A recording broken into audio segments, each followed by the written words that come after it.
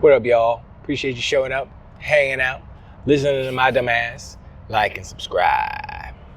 So, I want to talk about the rumor that Xbox is trying to, I would assume in the next generation, have a console that also has access to Steam and the Epic Store, if I'm not mistaken.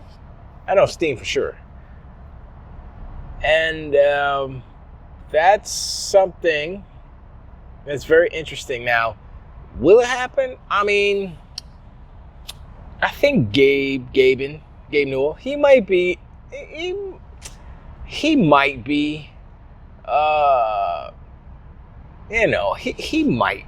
go for a deal like that, depending on how much money. I mean, they make a lot of money on PC regardless, so that would just be some extra revenue for them. You know, like imagine this, right? Steam's on the Xbox the next box, on the next box portable, right? Xbox handheld. I got the handheld. I got Game Pass plus Steam. I got like maybe 2 games on Steam or something. But we're also making a game, which is also on Steam, which, you know, blah, blah, blah. So it would be useful for me so I can play the game. And also I would probably get other games too. So that right there would give kind of a influx of new customers for Steam just on a different platform, which would be the new Xbox. Now, in order for that to work, it would have to be what I described in the last video, where the new Xbox is a dual boot system, where it's a PC, it's a Windows PC on one hand, and it's an Xbox console on the other hand.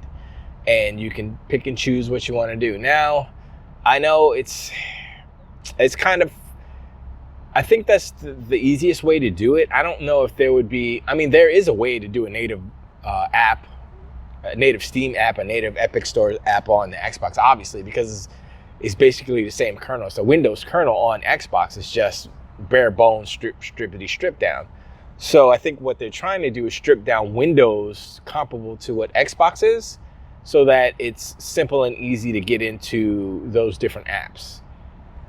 That would be cool. Even like, because there is a lot of bloat in Windows. I mean, there's a lot of stuff in there. So if they would take a lot of that stuff out,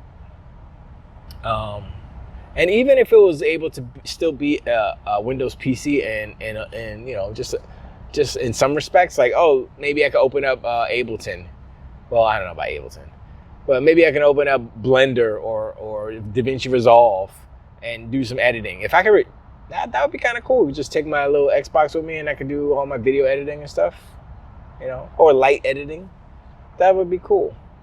But the notion of Steam and other platforms, other stores appearing on an Xbox console platform will probably scare the hell out of PlayStation, in the sense that they know that console will sell a lot, because the Steam Deck is not that good of a, I mean, it's okay, it's all right. You know, I think the UI is the best thing about it, as far as anecdotally. Obviously, I don't have one because I have a computer. I play on my laptop, but it's usable, it's workable, right? And if you have an ecosystem like Steam, you know, with hundreds of millions of PC players, right? And they have a library already there, and if you can take that and translate that into an Xbox ecosystem, not an Xbox ecosystem, but a shared device, like, ooh, I'm gonna buy this device so I can, you know, say if it'll have better specs than the Steam Deck, right? Let's just say that.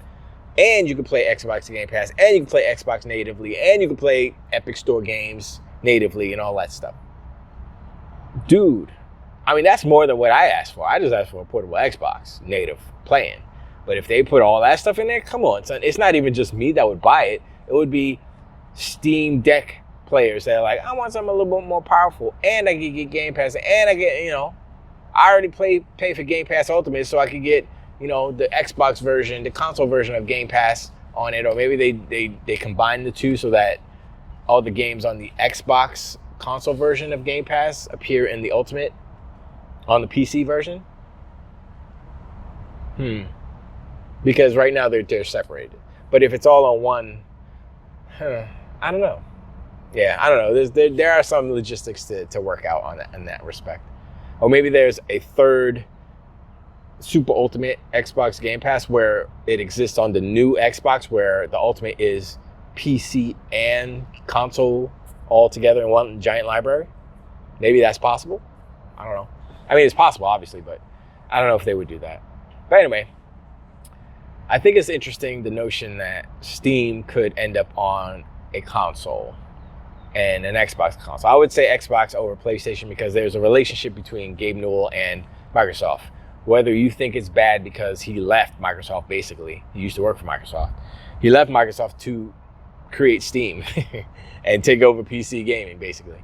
But as far as business goes, they've always had a respectable business relationship, and Gabe respects Microsoft in the fact that they tell what they say, they do what they say, basically. And that's his experience. He said that in the trial, basically, and that's why he didn't need to sign the document saying the 10 years for COD, for Call of Duty, because he was like, yeah, we already know, we don't need to sign it because they say they do what they say, so we don't need to sign stuff. We're good.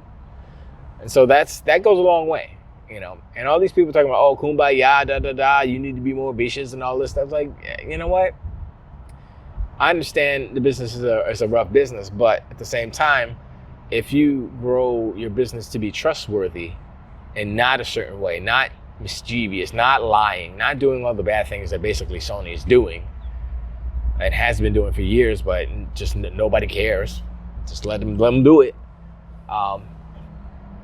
Then, sooner or later, Sony's going to be known for lying, crying Jim Ryan, known for, we like to charge as much as possible for everything, known for money over service, money over services. That's the thing over there at PlayStation. And it's understandable to a certain degree because they need the money. And so they have to prioritize getting that money because they've wasted a lot of money and not very wise business moves, buying Bungie and all that. And even, Jim Ryan said, oh, I think our purchase of Bungie is worth more than Call it. I'm like, you were such a, okay, sure. Meanwhile, Sony is still paying off that loan. I thought people were joking about that layaway plan for Bungie, but when does it become mature? When do they stop paying for it? Is it 2025 or 2026 or something like that? I'm like, that's hilarious. That's hilarious. They had to take out a loan to buy Bungie, which was the worst purchase ever. Wow. They are having buyer's remorse right now, and you could tell because Hiroki Totoki is like, nah, son, y'all, nah. Hiroki Totoki. He's PlayStation savior at this point. I'm gonna be real. I don't know if they're gonna hire anybody else. I know King David's trying to be the new SIE or SEI president. Bring entertainment back into interactive, but I don't think they're gonna hire him. I think he's 1, too American, 2, too New Yorkan, and 3, I don't know how the Japanese feel about black people in general. I don't know. I know it's super racist over there as well. What are you gonna do? But yeah, I don't think so. Have you ever seen a black CEO of Sony, of a Japanese corporation? First of all, he probably have to learn Japanese. I don't think Jim Ryan knew Japanese. That's probably why he didn't. Anyway, it doesn't matter. I guess learning Japanese doesn't matter. I'm going to assume that they will hire a Japanese CEO. Let's be real. Keep Herman Holtz as the creative game dude. But as far as CEO of PlayStation, businessman, they're going to get a CEO. If it's not Hiroki Totoki, it's going to be his protege or something. So they can get the books right. Because right now, the only thing that matters right now at PlayStation is getting the money, getting the books right, getting out of debt. And you have to look at that when they're doing their moves as far as business, as far as, a new console comes out, PlayStation 5 Pro. Why are you going to buy it? They want you to buy it so they can make money, so they can, have, pay off their debts. But I don't think their priority is making the best product. Their priority is making the most money of whatever products they create, whatever they produce, whatever they put out there. So expect a high price tag and expect very minimum, gains. But, whatever. I mean, it's just rambling at this point. But my main thing was the Steam being on Xbox. If that happens, that may be, besides what Microsoft is doing with the consoles, with the, the handheld and the, rumored handheld and the big boy console. Besides that, if they lock it down with Steam as well, and then they advertise, portable, native, Call of Duty, all your Steam library, all on this one little bitty handheld, let's go. I think it's game over. It's game over for Sony. Because that PlayStation Portal ain't doing nothing right now. But anyway, I appreciate you hanging out, like and subscribe. Yeah, let me know in the comments below what you think about Steam being on Xbox. If that's even possible. I mean, it is possible, but if it's possible in terms of business dealings, would Gabe go for it and all that stuff? And would you be down? Would you buy games on Steam if it was readily available to just play on your portable Xbox or your console Xbox? That's the question. You got to think about, how the industry is changing, how it's moving. A move like that would indicate, play your games that you already have, your libraries that you already have, wherever you want. And so what Microsoft's plan or their strategy is, let's create a product where people can play all the games that they already have. Whether it's backwards compatible Xbox games, whether it's Steam games, Epic games. And the thing about the Steam games, one last thing, is that there's some PlayStation games on Steam. So imagine that, if this deal goes through, and you can play Steam on your Xbox, you can literally play PlayStation games on your Xbox. Not like, they ported it it's a port for Xbox. No, it's a Steam game. You can play Horizon Forbidden Dawn or Forbidden West or Zero Dawn or whatever it's called. You can play all those games. That's how you can play Ghost of Tsushima on your Xbox handheld. Come on, son. It would be game over. That'd be it. That would be it. I'd be like, why do you need a PlayStation? You don't. You need Steam. You need an Xbox handheld or an Xbox Let's Go. But anyway, let me know in the comments below what y'all think. And I'll tag you on the next one.